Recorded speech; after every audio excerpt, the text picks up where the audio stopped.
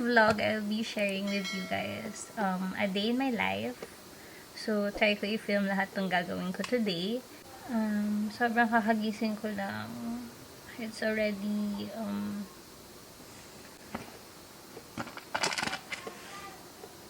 7 o'clock. Sobrang antok pa ako, guys. So, dito ako natutulog sa loft bed ko. Ito yung view ko. Before I get out of my bed, I do my devotion, and I'm currently reading this plan on my Bible app. I started by praying and asking for wisdom for His word for me today. You wait for Him. Many people believe that waiting is passive, but that's not what the Lord intended for us. And then afterwards, I journal my reflections on my readings. And finally, it's time for me to get up. I clean my space and make my bed.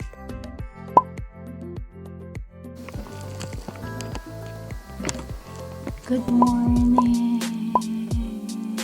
Good morning. Good morning. Good morning.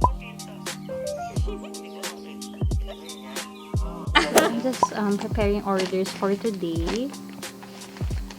So, yan. So, I got 3 orders. Meron na netong acid wash. These orders are ready and will be out for delivery. Hi guys! I'm actually not a breakfast person. I don't usually crave something in the morning. Hindi ako mahilig kumain ng umaga, but I love snacks in the morning. So, tingnan natin kung ano naman ang ref namin. Okay. So, walang naman yung ref. Pop-tarts na lang ako.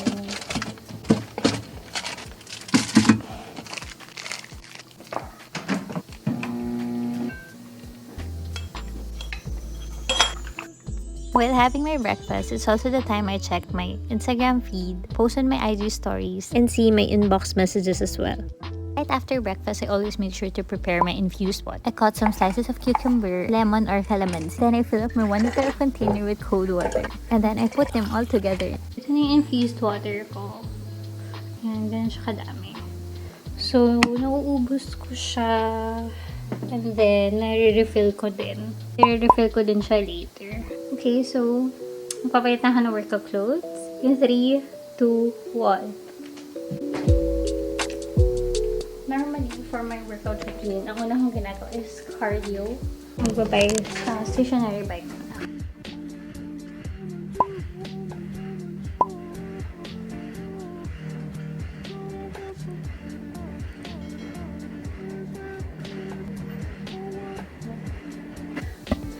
So, I'm done with my 30 minutes of cardio. Okay, so inuman ako nitong water. So, guys, I'm done with cardio. Now, I'm doing weights. So, what I use is my 4 kilograms kettlebell. Yan. So, sa kettlebell, it focuses on my tummy area, my arms, and also my back. Since I have scoliosis, so it helps to straighten my back and my posture din. Maayos yung posture.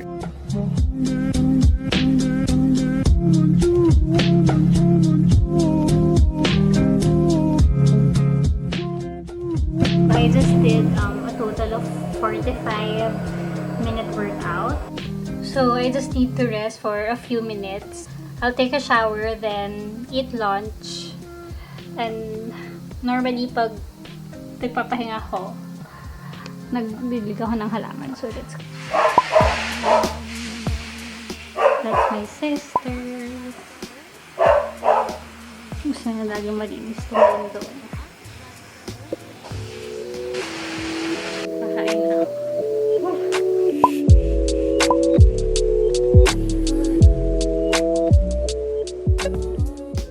So, I already ate lunch and was able to rest. Maliligo na ako, guys. So, balikan ko na lang kayo after. Hi, guys! I'm done with shower. So, as you can see, hindi ko binabasa yung hair ko. I only wash my hair like once a week. I just recently changed my hair color and meron siyang gray highlights. Hindi nyo nakikita, pero may mga gray highlights yan. And gusto ko pang masave yung color. So, weekly lang ako nag-shampoo. I use purple shampoo. So, para masave yung pagka-grayish ng hair ko. So, next, mag-skincare na ako, guys. I'm so excited to share with you guys yung newfound products that I've been using since December of last year. So, I think almost a month ko na rin siya ginagamit. And I super recommend it. So, here's the two products that I've been using.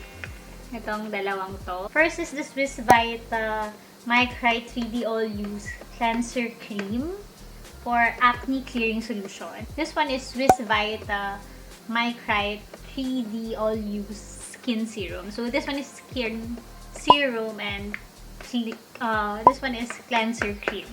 Yeah. So, ito yung two favorites ko. Both of these products are from All Young Philippines. So, it's a beauty hub. They have different skincare from all over Asia and cater to Filipino consumers. I did not have any bad experience or I didn't have any breakout or any skin problem. So, kaya sobrang happy ko rin na nag-try ako ng bagong skincare. I can honestly say that this product is so different from the other facial cleansers that I got to try before. I love it because it doesn't dehydrate my skin every after wash. Hindi siya drying yung feel, especially since my skin type is dry na nga. So what I like most about this product is it helps my skin for hydration. I also love how it's good in deep cleansing. Compared to other products, parang feeling mo clogged up pa rin yung feel and feeling mo hindi talaga na-cleanse yung face. I also like it kasi it's very mild lang on the skin. It's really effective on clearing pores, whiteheads, especially on my nose area dito. And so, actually, problem area ko talaga yon yung may whiteheads ako dito. And I'm so happy kasi wala na talaga siya. Literal na wala na. I also love this product because it gives my skin a healthy glow. So, recently, I had a beach trip with my friends and paulit-ulit nilang sinasabi na gumana daw yung skin ko and parang it's clear. Dali, may visible result na agad and may nakakitang ibang tao. So, I'm so happy. Next is their skin serum. It's perfect sa mga tamad mag-skincare. So, parang ako, kasi all-in-one na siya, guys. This product is non-greasy, so I can apply makeup right away. And it doesn't feel heavy right after putting this. Very light lang siya. I also love this because it helps on spot reducing. Like my pimple mark on my left cheek here, naglighten siya in just a matter of few days. Naglessen yung appearance ng pimple mark. So, super love it. I'm happy to share with you guys that All Young PH is having a bundle promo this January. You can get their skin serum and their cleanser cream for only 2,739 pesos. This skincare is definitely a must try. I'll share with you guys yung mga before and after photos ko using this product. I just want to share with you guys how I take care of my armpits. So what I use is calamansi and baking soda. So I just make parang paste from this two ingredients. What I do now is hair kit. This brand, Himawari. 2 pumps of this. Yan. And hindi ko siya dito. Pag ganyan. Helps to retain moisture sa hair. Mabango pa rin yung sa scalp even if I don't wash my hair. After 3 minutes na nakababad sa underarm ko yung baking soda and lemon, I'm going to remove it na using wet towel. Ganyan ko lang siya ng ganyan.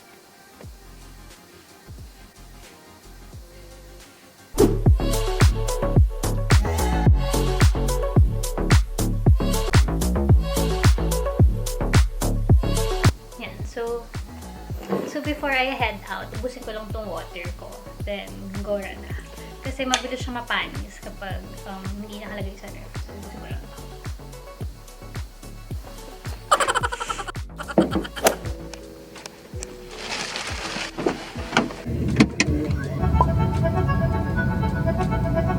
Dito na ako sa Taytay. Pero, nagugutom ako. So, drive-thru muna ako before mag-textile shop. Magkano?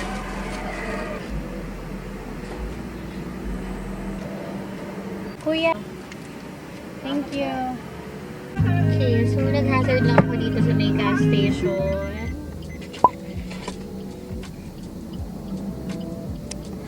Go! Saan po pupunta dito sa telahan na to? Let's check it out. Hanap ng tela. So, hanap tayo ng tela, guys.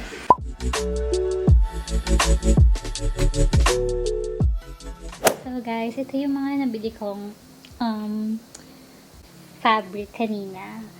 Yan, I'm so happy kasi sobrang love ko yung colors. So, I got lilac, may blue, so may nude. Yan. So, I also got linen na tela. So, yan. Bago kong design, guys. Supposedly, na-release ko na dapat to nung December. Kaso lang naging busy ako.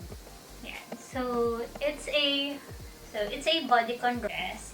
Meron siyang tali on both sides. Adjust it if you want to make it look longer. So, parang ganyan. And if you want to make it shorter naman, you can simply adjust lang yung sides. Parang ganito. Like this. Ganyan siya. And then, tie mo lang sa gilid. You can also do it sa other side. So, ganyan siya. It's a two-way dress. Pwede siyang above the knee and pwede siyang below din. But I'd prefer na shorter. I'm thinking if this would also be the design of my new fabrics that I bought earlier. So, let's see kung okay din siya sa ganitong design. I hope you guys watch out for this design on my shop, Aggy.ph. So, that's it for today, guys. So, my day went very simple lang naman. And definitely, today was very productive for me. And I'm so glad I was able to share with you guys a day in my life. And I was also able to share with you guys my self-care routines. And now I'm going to change to my pantulog, remove my makeup, catch up on my messages and emails, and check on my social media. Thank you so much, guys, for watching. I hope you enjoy this video. And if you like it, give it a thumbs up and subscribe to our channel. Thank you so much, guys, for watching. Till next time. Bye! Sycamore tree, dream a little dreamer.